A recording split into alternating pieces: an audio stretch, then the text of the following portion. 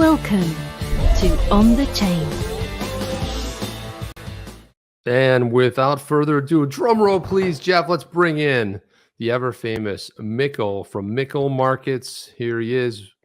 What's going on, Mickle? What's up, guys? Thanks so much for having me on. I'm really man. excited to be here. Yeah, it's great awesome to have you here. When I was starting to learn about Bitcoin and Ethereum, everyone's telling me it's dumb. You're going to lose all your money.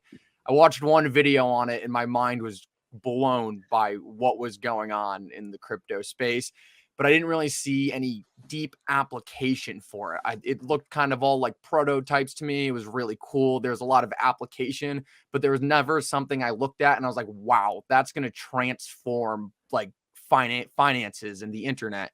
And when I saw XRP and what Ripple was doing to promote XRP as essentially infinite liquidity for instantaneous payments around the world, I was like, this is it. This is the granddaddy of crypto, and it has a real application in the real world that's being used by banks everywhere. And ever since, I could not stop researching anything Ripple and anything XRP. So he says, to all the people who called me and my 66,000 friends conspiracy theorists, Bill Hinman violated basic rules involving ethics.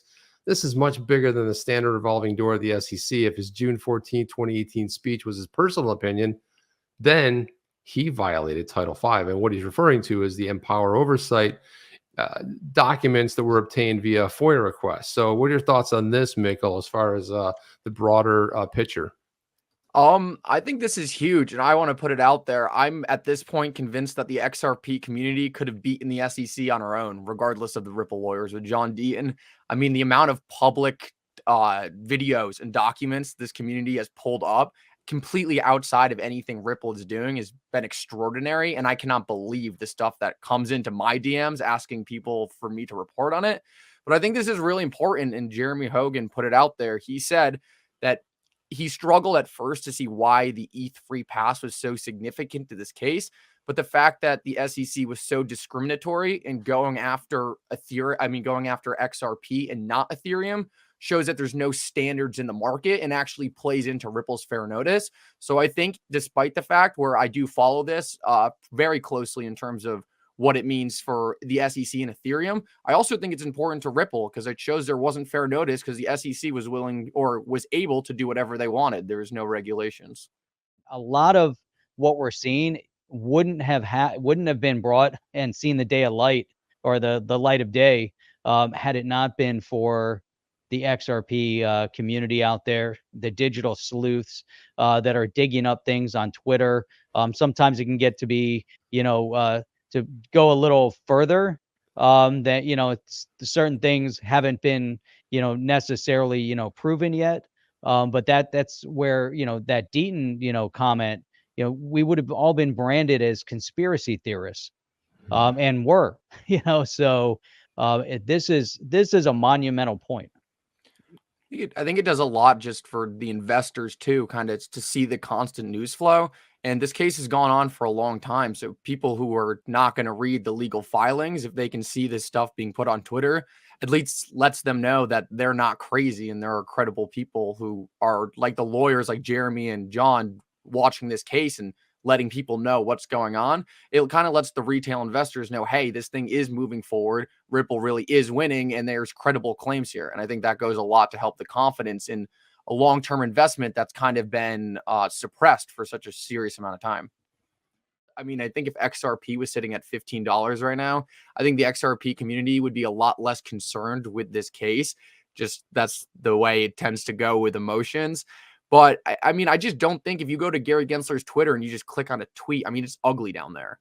There's no way. I don't think anyone's happy with what he's doing. And I think it's kind of interesting because Gary has done a bad job. I think everyone can agree to that. But he's not necessarily the one who brought this case. I don't necessarily blame him for not instantly settling it, but he's kind of just letting it play out. Now, he hasn't done anything else good for crypto, so I can't say much about that. But I think this is going to go down as a hallmark case, and it will go down as the Ripple test. And I kind of have always thought in the back of my head, the U.S. really likes to build policy around landmark cases. So is this just supposed to be that landmark case and it has to play out? Because the congressmen were never going to get this right. This way, rather than congressmen getting together and writing some corrupted bills, we're going to have a test that goes through our judicial system and hashed out in the courts. And for me, I'd rather have Ripple being the ones on the other side of this, hashing this out, than a congressman putting through a bill and slipping something in the 18th clause that no one knew about. Wait a minute. Did I just hear you say that? I was like, I got to review this. I got to make sure that I heard this right. He's Go to like, the tape. he's like, Jeff, let's review the tape. It was like Mickle says, well, it's yeah, I don't really put the blame on Gensler, but here's the thing about Gensler. Gensler has turned the SEC into cop on the beat with the enforcement pillar talk and all this other stuff. And you're right, he didn't start it, but everybody. Now, here's where I take issue with the Gensler. He comes in and there's a little hoopla. It's like, oh yeah, he taught crypto at MIT. He's going to be somebody. He's a player. He's one of us. He's coming in. He's going to represent. He's not a John Deaton. He's on the other side of the spectrum. And he comes in cracking that whip with this 120 million in the bank from his previous roles. And he's now going to use this, become Mr. Enforcer. And he's going to use this and leverage this for his next foray into whatever it looks like. Treasury Secretary. He's looking at it as a resume enhancer. You know, you got 120 million, just go enjoy your life. It's time. You're getting later in life. Just like pack it in. I mean, this case is really weak. They had a much stronger case going against Ethereum, but if they sued Ethereum, they would have been suing themselves. I mean, they would have been exposing their own corruption. That would have been a mess. So obviously the choice was much easier to go after XRP, but that's a tough case to make because Ripple, the price of XRP or the value of XRP doesn't have anything to do with Ripple. Ripple adds value to XRP, but if Ripple goes away, XRP is still trading freely. Now, I think the SEC could have had an interesting case on a new era of securities where if they said XRP was a security of the XRP ledger, that would have been interesting. The problem is they would have had no one to sue because their rules of what a security is doesn't apply to cryptocurrencies. The price of XRP depends on a healthy XRP ledger. If the XRP ledger is healthy, then the XRP value will go up because more businesses will use it. But it doesn't have anything to do with Ripple. And if Ripple went away tomorrow, what's the SEC going to do? Move this case over to R3 or Coil? It doesn't make any sense because XRP doesn't meet their own definition of what a security is. And, I always believe, if you think back to how people get into the crypto space, it always seems to have followed a very similar progression, right? They started in Bitcoin, they moved to Ethereum, then they said there's got to be something else better out there, and they found XRP. That's how it was, for many people. Others have kind of navigated throughout it. So I look at, the conversations on a global scale when they start referencing Bitcoin or Ethereum, or they start looking at other assets. I think it's a great thing because eventually that then moves to the space at large and they find, assets like XRP. Mickle, I wanted to get some of your commentary on that, and see what your thoughts are. Oh, yeah. I mean, I'm a huge fan of Bitcoin. I don't like when the direction starts going that proof of work is the only way to have a consensus algorithm.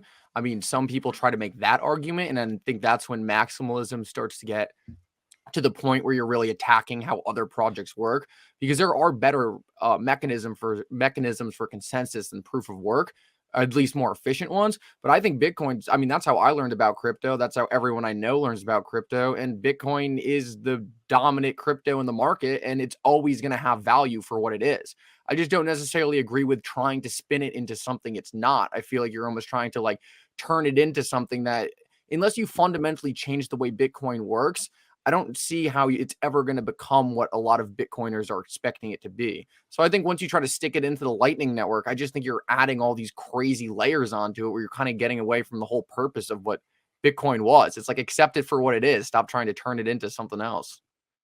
Why does everybody want to change Bitcoin? In moving away from proof of work to something else? Yeah. Well, I certainly don't think it's bad to have the conversation, because if you can find a better way to do consensus, do it. I don't think it should be changed, honestly, unless there is some existential threat in which governments were really going after the energy consumption. But I think if they do, then it's good to have a backup plan. So I don't think it should change, but does it hurt to come up with some other ideas for how you could do consensus without using the amount of electricity as nations? I think it's good to have a backup plan. I certainly don't think talking about it is a bad idea. At the end of the day, it's a decentralized network, and that's what they brag about so much. So I don't see why talking about it's such a big deal. No single person is going to change it anyway. This case seems to be highlighting all this significance and critical elements of crypto. Yeah, well, to address that comment, I don't see this case going to trial. I think even if the SEC or Ripple are saying that, I think you have to realize that this is such a high level strategy game between these two parties. They're probably, the last thing they're doing is probably giving their strategy and putting it in a news article. I think it's very likely right now that the SEC is incentivized to settle this thing. They clearly do not want to create clarity in this market because that takes away their power. Right now, they feel like they can go after whatever project or company they want. As soon as there's clarity, their power is going to be limited because it's very obvious most of these things are not securities. With that said, though, and this can go to your bet with coining, I think Ripple is incentivized to go to summary judgment because at this point, they've already been dealing with this thing. I have seen Ripple like mentions of this all the way back from 2018, and I know that's when the investigations start. They want to end this thing, and they want to end it with summary judgment. So I think the SEC is really going to have to offer something really good to Ripple for them not to take it to summary judgment. In terms of a trial, I don't see what that does for either side. I think the Brad Garlinghouse and Chris Larson case, Jeremy Hogan said that could go to trial, but I see that really getting thrown out once we get the fact that XRP is not a security, because then what did Brad and Chris really do wrong? So I don't really see this going to trial. Obviously, anything can happen, but I don't see how it really incentivizes, and either side is incentivized to do it. Like Ripple wants this over. They can probably get most of it done in summary judgment. And the SEC is getting some bad PR from this thing. They obviously have to have a bunch of their legal team tied up on this. I don't see why it would do that. But of course, who knows? Gary Gensler is on the record saying that he believes this exact case. He literally said it back in 2018. He thinks this is going to go to the Supreme Court. So if he wants to go to the Supreme Court, maybe it does. I don't see why I'd have to get there. I think the U.S. is desperate to get a crypto strategy going. And I think Ripple and XRP is the U.S.'s best crypto strategy. They're just hurting themselves right now. Mick, I want to give you the last word. Really appreciate you coming on the chain tonight. It was a pleasure having you here. Love your insights. And again, if you guys aren't following Mickle Markets, go down there inside the comments. There's a link to his follow him on Twitter and also follow him on YouTube. But go over there and click there. If you're not, I would imagine a lot of you are already subscribed and following. But if you're not, go do it now. Don't wait. Yeah, well, thank you guys so much for having me on. This was a lot of fun. I would say the only last closing thought is tomorrow we're gonna have a big filing. The SEC has to answer over 700 questions posed by Ripple. So keep your eye out for that. I think we're gonna get a lot of insight to what the SEC is saying and what they're trying to arguing, and I think it's going to be a interesting thing to track. So if you want to see my analysis, check it out at Markets Mickle. And yeah, thank you so much for having me. This was a lot of fun. Are you down with OTC? Please like, subscribe, and click the bell to be notified when the next video drops.